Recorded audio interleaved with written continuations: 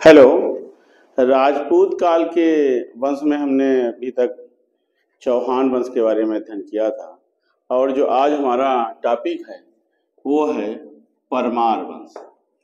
और परमार वंश को मालवा का परमार वंश कहते हैं, अर्थात जो इनका शासन है वो मालवा के आसपास पाया गया है। अगर परमार वंश के इतिहास की हम जानकारी देखते हैं तो इनके संबंध में सबसे पहला जो लेख मिलता है वो शीयक द्वितीय का हसौल का अभिलेख मिलता है जो 1948 ईस्वी का है। इससे हमें परमार वंश के प्रारंभिक इतिहास के बारे में जानकारी मिलती है। अगला जो लेख है वो वागपत मुंज का उज्जैन अभिलेख है जो 1980 ईस्वी का है। इसी प्रकार से परमार वंश के शासक भोज का बांसवाड़ा और बेतमा का अभिलेख है। उदयादित्य के समय का उदयपुर प्रशस्त, लक्ष्मण देव के समय का नागपुर प्रशस्त, ये सब ऐसे अभिलेख हैं जिनसे हमें परमार वंश के बारे में जानकारी मिलती है। तो सबसे पहला जो है अभिलेख है वो है हसौल का अभिलेख। और हसौल का जो अभिलेख है ये किसने लिखाया है तो हमने बताया शीयक द्वितीय। ये शीयक द्वितीय जो कि परमार वंश का शासक था उसका अभिलेख है। जो दूसरा है वो उज्जैन का अभिलेख है। चूंकि मालवा जो क्षेत्र था वो एमपी का था तो उज्जैन अभिलेख है और ये है मुंज का, जिसे कि वागपत मुंज भी कहा गया है। तीसरा है बांसवाड़ा। बांसवाड़ा और बेलमा, ये है परमार वंश के शासक भोज का अभिलेख। और उदयादित्य का है उदयपुर अभिलेख। तो इन अभिलेखों से हमें परमार वंश के इतिहास की जानकारी मिलती है।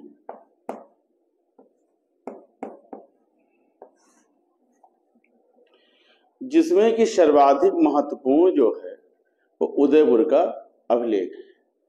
ये भिलसा के समीप उदयपुर नामक स्थान पर नीलकंठेश्वर मंदिर के एक शिलापट के रूप में उत्कीर्ण है और इस पर परमार वंश के शासक और उनकी उपलब्धियों का वर्णन किया गया है। तो इससे हमें परमार वंश के शासकों की जानकारी प्राप्त होती है और इस प्रकार का कोई अन्य अभिलेख परमार वंश से संबंधित हमें कहीं नहीं मिलता। परमार वंश के इतिहास के जानने का जो अगला साधन है वो पद्मगुप्त द्वारा रचित नौ शशांक चरित्र है। पद्मगुप्त ने वागपत मुंज और सिंधुराज के समय में उनका दरबारी राजकवि था और इस ग्रंथ में उसने अपने आश्रयदाता राजाओं के जीवन और उनकी कृतियों का वर्णन किया है। इसमें उसने परमार वंश के अनेक महत्वपूर्ण घटनाओं को दिखाया है। इसी प्रकार से हर चरित्र की भांति ये भी एक चरित्र काव्य है। तो इसमें हमें परमार वंश की से जानकारी प्राप्त होती है। इसके अतिरिक्त हम देखते हैं तो जैन लेख मृदंग और प्रबंध चिंतामण से भी परमार वंश की जानकारी मिलती है और उसी के साथ हमें गुजरात के चालुक्य वंश की जानकारी प्राप्त होती है। इससे पता चलता है कि वागपत मुंज और भोज स्वयं बहुत विद्वान और विद्वानों के संरक्षक राजा रहे हैं और उनके काल में ही इन ग्रंथों की रचना की गई है। तो इनके अध्ययन से भी हमें उस समय के तत्कालीन समाज की संस्कृति का वर्णन प्राप्त होता है। इसी तरह हम देखते हैं तो मुस्लिम लेखकों में भी अबुल फजल की आईने अकबरी से हमें परमार वंश की जानकारी मिलती है। फरिश्ता के लेखों से जानकारी मिलती है। मुस्लिम लेखकों ने भोज की शक्ति और उसकी विद्वता की काफी प्रशंसा किया है। राजनीतिक रूप से अगर हम चलते हैं तो परमार वंश की जो स्थापना है वो 10वीं शताब्दी में मिलती है। 10वीं शताब्दी में परमार वंश की स्थापना हमें दिखाई पड़ती है, अर्थात इस शताब्दी में वो प्रकाश में आने लगता है। और बताया गया है कि प्रथम चरण में उपेंद्र या कृष्णराज ने इसकी स्थापना किया था। जो इसका आदि पुरुष है कृष्णराज या उसको उपेंद्र भी बोला गया है, इसके द्वारा परमार वंश की स्थापना की गई थी। और धारा नामक नगरी परमार वंश की राजधानी रही। इस वंश के जो प्रारंभिक राजा थे वो राष्ट्रकूट राजाओं के सामंत रहे, जैसे कि वैर सिंह प्रथम, शीयक प्रथम, वाकपत प्रथम, वैर सिंह द्वितीय। ये सभी ऐसे थे जिन्होंने 790 ईस्वी से 945 ईस्वी तक शासन किया है और राष्ट्रकूट शासकों के प्रतिनिधि के रूप में रहे। सर्वप्रथम परमार वंश को हर्ष अथवा शीयक द्वितीय ने राष्ट्रकूटों की स्वतंत्रता से अपने को पृथक किया था। शीयक द्वितीय बोलते हैं या इसे हर्ष भी बोलते हैं।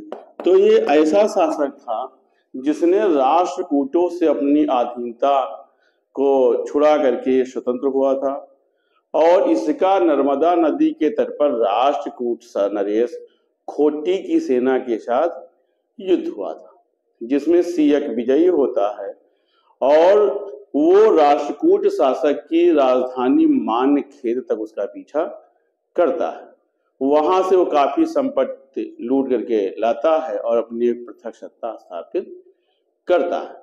उदयादित्य के उदयपुर लेख में इसका वर्णन काव्यात्मक रूप से कहा गया है और बताया है कि शीयक ने भयंकरता में गरुड़ के समान खोटिन की युद्ध लक्ष्मी को छीन लिया था। तो इस विजय के परिणाम स्वरूप ही परमार वंश की स्थापना हुई थी और परमार वंश की जो सीमा थी वो नर्मदा घाटी तक त्राप्ती नदी तक पहुंची थी।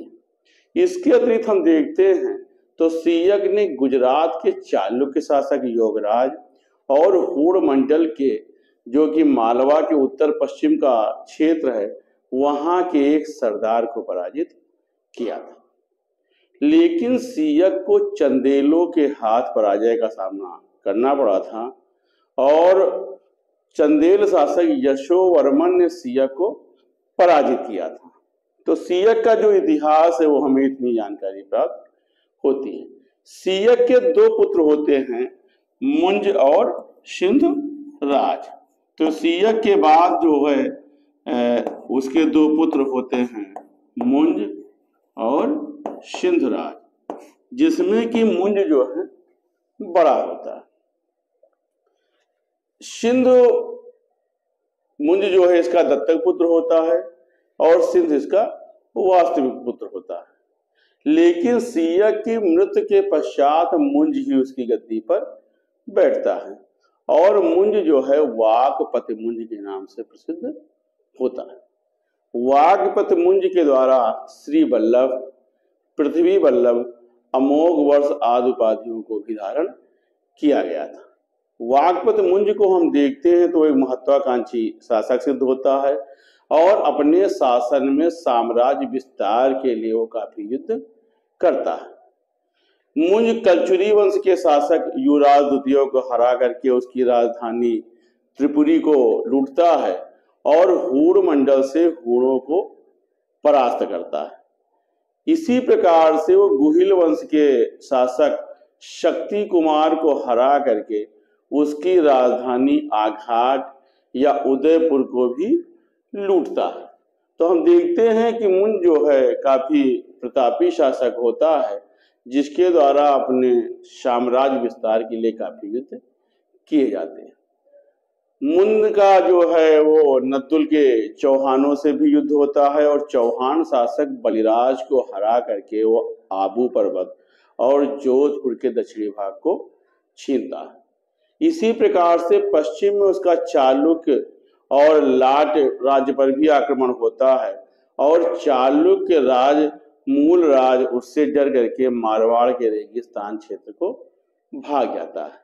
उसकी सेना हस्तकुंडों के राष्ट्रकूट शासक धवल के पास शरण लेती है। इस प्रकार से हम देखते हैं तो मुंज के द्वारा अपने साम्राज्य का विस्तार काफी उच्च स्तर पर किया जाता है। मुंज का जो एक प्रतिद्वंदी होता है वारप्पन, उसका जो है सेनापति तैल द्वितीय होता है और मुंज जो है वारप्प को परास्त करके तैल द्वितीय की सेनाओं को भी 6 बार पीछे हटाता है। तो मुंज के द्वारा तैल द्वितीय का भी काफी बार दमन किया जाता है और ये गोदावरी नदी को पार करके तैल द्वितीय के राज्य पर आक्रमण करता है। लेकिन 7वें अभियान में मुंज परास्त होता है और तैल द्वितीय द्वारा बंदी बनाया जाता है। तैल का अधिकार नर्मदा नदी तक होता है और उसके द्वारा परमार राज्य पर भी अब अपना अधिकार कर लिया जाता है। कारागार में ही तैल द्वितीय द्वारा परमार शासक वागपत मुंज की हत्या कर दी जाती। तो हम देखते हैं कि वागपत मुंज जो बहुत ही काफी शक्तिशाली परमार वंश का शासक होता है, उसका बड़ा दुखद अंत होता है और उसके द्वारा 992 से 998 तक शासन किया जाता है। वागपत मुंज विजेता होने के साथ साथ एक उच्च कोटि का कवि और विद्वान भी होता है और कला का पारखी व्यक्ति होता है। पद्मगुप्त, धनंजय, पनिक, हलायुद्ध जिनका आपने नाम सुना होगा, अमित गति, ये सभी विद्वान मुंज के राज्यसभा में रहते हैं या उसके द्वारा संरक्षित होते हैं। मुंज एक अच्छा निर्माता भी होता है और उसके द्वारा मंदिर और सरोवरों का निर्माण किया जाता है। तैल द्वितीय द्वारा मुंज की हत्या के पश्चात उसका छोटा भाई सिंधुराज जो है परमार वंश का शासक बनता है, जिसके द्वारा कुमार नारायण और सहसांक की उपाधि को धारण किया जाता है। सिंधुराज चालुक्य के राजा शताश्रय को परास्त करता है, उसके प्रदेश पर अधिकार करता है। मुंज के बाद वो उसके दुश्मन तैल द्वितीय को भी जीतता है। पद्मगुप्त के 9 शशांक चरित्र से पता चलता है कि बस्तर राज का नलवंश शासक को परास्त करता है और इसी प्रकार से सिंधुराज द्वारा विद्याधरों को साथ लेकर के गोदावरी नदी को पार करके अनार्य शासकों के राज्य में जाकर के उसकी हत्या की जाती है। तो हम देखते हैं कि मुंज के द्वारा से सिंधु नरेश के द्वारा सिंधु राजा के द्वारा कौशल के सोमवंशी राजाओं की राजधानी को लूटा जाता है, हूड़ मंडल को जीता जाता है और इसके साथ ही वो परमार शासक चंद्रव के विद्रोह को भी शांत करता है। गुजरात लाट के चालुक्यों को भी वो परास्त करता है और उत्तरी गुजरात के चालुक्य शासक मूल राज के पुत्र चामुंड राज के हाथ लेकिन उसे युद्ध में पराजित होना पड़ता है। तो हम देखते हैं कि सिंधु राज के द्वारा अपने भाई मुंज के काल में जो परमार की सत्ता का लास्ट में अंत होता है उसको पुनः स्थापित किया जाता है और सिंधु राज की जो मृत्यु है वो 1000 ईस्वी में होती है। इसके बाद जो इस वंश का शासक बनता है वो काफी महान शासक के रूप में भारत के इतिहास में स्थान पाता है और वो होता है भोज। भोज जो है वो सिंधुराज का पुत्र होता है और ये उसके बाद परमार वंश का शासक बनता है। परमार वंश का सर्वाधिक महत्वपूर्ण शासक भोज होता है। इसके समय में राजनीतिक और सांस्कृतिक दोनों रूपों में परमार राज की अभूतपूर्व उन्नति होती है। भोज के घटनाओं के बारे में जो सूचना मिलती है उसके 8 ऐसे अभिलेख हैं जिससे हमें भोज के शासन के बारे में जानकारी मिलती है। और जो भोज का शासन है वो 1017 से 1045 तक का मिलता है। तो हम देखते हैं कि परमार वंश के उसमें जो है भोज का जो शासन है वो काफी लंबा रहता है और भोज जो है इस वंश का सबसे शक्तिशाली शासक बनता है। उदयपुर प्रशस्त से हमें भोज के राजनैतिक उपलब्धियों की जानकारी प्राप्त होती है और उससे पता चलता है कि सर्वप्रथम उसका कल्याणी के चालुक्यों के शासनकाल होता है। शुरुआत में उसे कुछ आंशिक सफलता मिलती है और गोदावरी के आसपास का क्षेत्र जीतता है, लेकिन चालुक्य शासक जय सिंह के द्वारा उसे परास्त होना पड़ता है। भोज के द्वारा लाट के शासक कीर्तराज के ऊपर भी आक्रमण किया जाता है और वो पराजित होता है और आत्मसमर्पण करने के लिए विवश होता है। भोज के सामंत यशो वर्मा का कलवन से जो एक लेख प्राप्त हुआ है उस पर उसके लाट प्रदेश पर अधिकार की पुष्टि होती है। तो इससे लगता है कि कीर्ति वर्मा को हराकर भोज ने यशो वर्मा को लाट का शासक बनाया था और उसी ने उस अभिलेख को खुदवाया था। इसी प्रकार से लाट को जीतने के बाद भोज के द्वारा कोंकण प्रदेश की विजय की जाती है, जहां पर उस समय शिलाहार वंश का शासन होता है। लेकिन देखते हैं तो कोंकण पर उसकी विजय बहुत अस्थायी नहीं होती है और कुछ समय बाद चालुक्य शासक जय सिंह द्वितीय के द्वारा उस पर अपना अधिकार किया जाता है। भोज उड़ीसा में विजय प्राप्त करता है और वहां के शासक इंद्ररथ को परास्त करता है। उदयपुर और कलबन के लेखों से हमें जानकारी मिलती है कि भोज के द्वारा चेदी वंश के राजाओं को भी परास्त किया जाता है और जो उससे पराजित राजा है उसको संभवतः गांगेय देव कहते हैं। चंदेल शासक में हम देखते हैं तो भोज का जो सबसे प्रबल प्रतिद्वंदी शासक होता है वो विद्याधर होता है। विद्याधर जो है चंदेलों का सबसे प्रतापी शासक होता है और जो है ये भोज का जो है सर्वाधिक प्रसिद्ध या प्रबल प्रतिद्वंदी होता है। भोज को विद्याधर के हाथों पराजित होना पड़ता है क्योंकि चंदेल वंश के एक लेख में कहा गया है कि कलचुरी चंद और भोज विद्याधर के जो है भोज विद्याधर की गुरु के समान पूजा करते थे। तो इससे पता चलता है कि चंदेल शासक विद्याधर के द्वारा भोज को परास्त किया गया था और जो है भोज द्वारा उसकी प्रभुता को स्वीकार किया गया था। तो विद्याधर ही एक ऐसा शासक होता है जिसके द्वारा भोज को पराजित होना पड़ता है। कहीं कहीं इतिहासकारों का यह विचार है कि भोज के द्वारा विद्याधर के ऊपर आक्रमण किया जाता है और पराजित होता है, लेकिन इसके बारे में कोई स्पष्ट हमें पुष्टित प्रमाण प्राप्त नहीं होता है।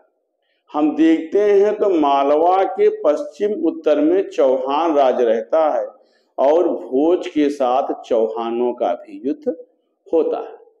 भोज के द्वारा चौहान वंश के शासक वीर्या राम को पराजित करके कुछ समय के लिए शाकंभरी के ऊपर अपना अधिकार किया जाता है, लेकिन वीर्या राम के उत्तराधिकारी चामुंड राज द्वारा पुनः शाकंभरी पर अपना अधिकार किया जाता है और इसमें परमारों का सेनापति शाढ़ मारा जाता है। मेरु तुंग के प्रबंध चिंतामण से पता चलता है कि भोज के द्वारा चालुक्य शासक भीम पर भी आक्रमण किया जाता है और उसकी राजधानी अन्हिलवाड़ा को लूटा जाता है।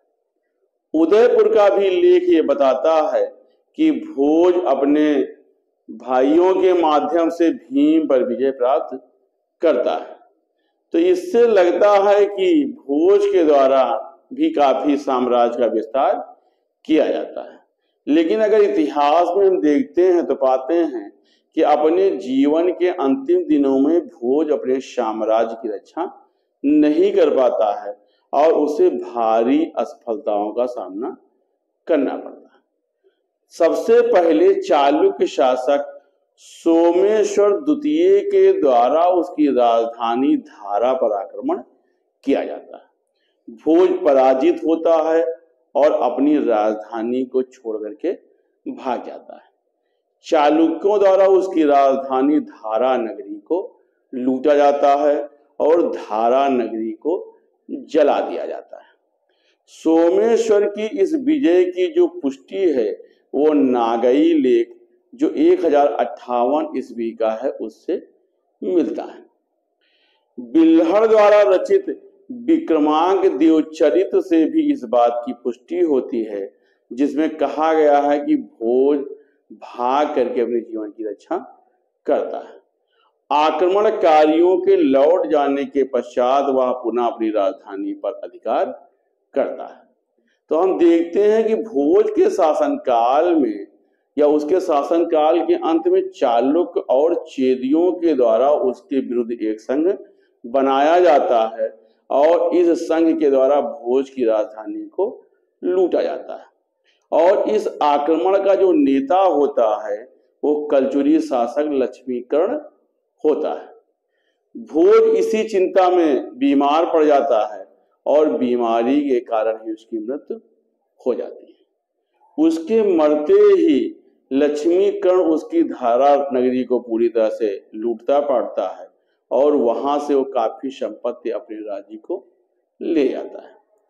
चालुक्य शासक भीम भी उसकी राजधानी धारा पर आक्रमण करता है। तो इस प्रकार से हम देखते हैं कि पारमार साम्राज्य का अंत हो जाता है। हम देखते हैं तो भोज का अंत दुखद होता है और इस बात से लेकिन हम इनकार नहीं कर सकते हैं कि भोज अपने वंश का एक पराक्रमी शासक होता है और उसके उत्कर्ष काल में उत्तर और दक्षिण की सभी शक्तियां उससे लोहा लेती हैं। तो हम देखते हैं तो पाते हैं कि परमार वंश जो है भोज के समय में चरमोत्कर्ष अवस्था में होता है। उदयपुर के भी लेख में भोज के बारे में लिखा है कि पृथ्वी के समान भोज ने कैलाश से मलय पर्वत तक और उदयाचल से अस्तांचल तक समस्त पृथ्वी पर शासन किया था। उसने अपने धनुष बाण की सहायता से पृथ्वी के राजाओं को उखाड़ फेंका था और विभिन्न दिशाओं में बिखेर दिया था। तो यह भोज के साम्राज्य और उसकी शक्ति की प्रशंसा करता है। इससे पता चलता है कि भोज के द्वारा पूर्व में उड़ीसा, पश्चिम में गुजरात, लाट और दक्षिण में कोंकण क्षेत्र को जीता गया था। कन्नौज के उत्तर में हिमगिर तक भी उसकी सेना गई थी। तो इसलिए उदयपुर लेख में जो प्रशस्त लिखा है उससे अतिशयोक्ति नहीं कह सकते। सांस्कृतिक उपलब्धियों में अगर हम देखते हैं तो भारतीय इतिहास में भोज की ख्याति उसकी वीरता के कारण ही नहीं, उसकी विद्वता के कारण और विद्या के कारण और कला के उदार संरक्षक होने के कारण भी हुई है। उदयपुर के लेख में कहा गया है कि उसने सब कुछ साधा, संपन्न किया, दिया और जाना, जो अन्य किसी के द्वारा संभव नहीं था। इससे अधिक हम राजा भोज को जानते हैं, उससे अधिक उसे कविराज भोज के नाम से भी जानते हैं। उसने अपनी राजधानी धारा नगरी को सांस्कृतिक राजधानी के रूप में भी विकसित किया था और विभिन्न प्रकारों से उसे अलंकृत कराया था। विद्या और कला का उस समय धारा नगरी सुप्रसिद्ध केंद्र रहा है। धारा नगरी में अनेक महल और मंदिर बनवाए गए थे, जिसमें सरस्वती मंदिर सबसे प्रसिद्ध मंदिर रहा है। भोज स्वयं विद्वान पुरुष था और उसकी उपाधि भी कविराज की रही है। भोज ज्योतिष, काव्य शास्त्र, वास्तु आदि विषय में काफी निपुण रहा है और इससे संबंधित ग्रंथों की उसने रचना किया है। धारा के सरस्वती मंदिर में प्रसिद्ध संस्कृत विद्यालय की भी स्थापना भोज के द्वारा कराई गई थी। भोज की राज्यसभा में पंडित और विद्वानों की काफी संख्या रहती थी और उसकी राजधानी धारा विद्या और विद्वानों का केंद्र बनी थी। भोज की रचनाओं में अगर हम देखते हैं तो श्रृंगार प्रकाश, प्राकृत व्याकरण, कूर्म शतक, श्रृंगार मंजरी, भोज चंपू, कृत्य कल्पतरु, तत्व प्रकाश, शब्दानुप्रास जो हैं ये ऐसी रचनाएं हैं जो भोज की रचनाएं रही हैं। अर्थात भोज के द्वारा काफी संस्कृत के या अन्य रचनाओं का भी संकलन किया गया था। हम भोज के शासन में देखते हैं तो वो अच्छी कविताओं पर विद्वानों को पुरस्कार देता था।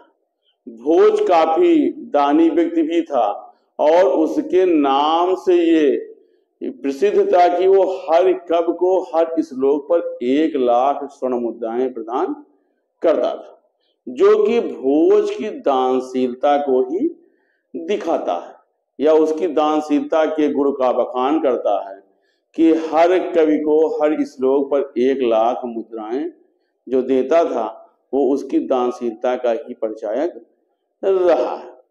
तो हम देखते हैं कि भोज के दरबार में दरबारी कवि और विद्वानों में भास्कर भट्ट, दामोदर मिश्र और धनपाल प्रमुख कवि रहे। वो विद्वानों पर उनकी विद्वता से प्रसन्न होकर के उन्हें विभिन्न उपाधियों को भी देता था। भोज की मृत्यु के बाद उसके विद्वानों को भी काफी दुख हुआ था और एक प्रसिद्ध लोकोक्ति के अनुसार उसकी मृत्यु से विद्या और विद्वान दोनों निराश्रित हो गए थे। भोज को हम देखते हैं तो एक महान निर्माता शासक भी रहा है और भोपाल के दक्षिण पूर्व में वो 250 वर्ग मील लंबी एक झील का निर्माण कराता है जिसे आज के समय में भोजसर कहते हैं। धारा में सरस्वती मंदिर के समीप एक विजय स्तंभ का निर्माण भी भोज के द्वारा कराया गया था। भोजपुर नगर की स्थापना भी भोज के द्वारा कराई गई थी। राजा भोज के द्वारा चित्तौड़ में त्रिभुवन नारायण का मंदिर और मेवाड़ में नागौद क्षेत्र में भूमि दान में दिया गया था। इसके अतिरिक्त भी उसके द्वारा कई अन्य मंदिरों का निर्माण कराया गया है। तो हम देखते हैं कि भोज की प्रतिभा बहुमुखी रही है और अपने वंश का वो सर्वाधिक यशस्वी शासक रहा है। उसका शासनकाल राजनैतिक और सांस्कृतिक दोनों दृष्टियों से परमार वंश का चरमोत्कर्ष काल रहा है। भोज के द्वारा 1010 से 1060 ईस्वी तक शासन किया जाता है। लगभग 50 वर्ष तक भोज के द्वारा शासन किया जाता है और उसकी मृत्यु के पश्चात ही परमार वंश के गौरव का अंत होता है। भोज के उत्तराधिकारी लगभग 1210 ईस्वी तक स्थानीय शासकों की हैसियत से बाद में शासन करते हैं, लेकिन भारत के इतिहास में उनके इन उत्तराधिकारियों के शासन का कोई महत्व नहीं दिखाई पड़ता है। वो शासकों की हैसियत से तो शासन करते हैं लेकिन बहुत महत्वपूर्ण भूमिका में नहीं होते। 13वीं शताब्दी तक आते आते हम पाते हैं कि मालवों के परमार राज्य का अंत होता है और उस पर तोमर वंश का अधिकार हो जाता है और कुछ समय बाद तोमरों के अंत के पश्चात मालवा पर पूरी तरह से चौहान शासकों का अधिकार होता है। तो आज हमने राजपूत वंश के एक अन्य शाखा परमार वंश का अध्ययन किया है और परमार वंश के अंतर्गत हमने 2 शक्तिशाली शासक वाकपत मुंज और भोज के बारे में जाना है। धन्यवाद।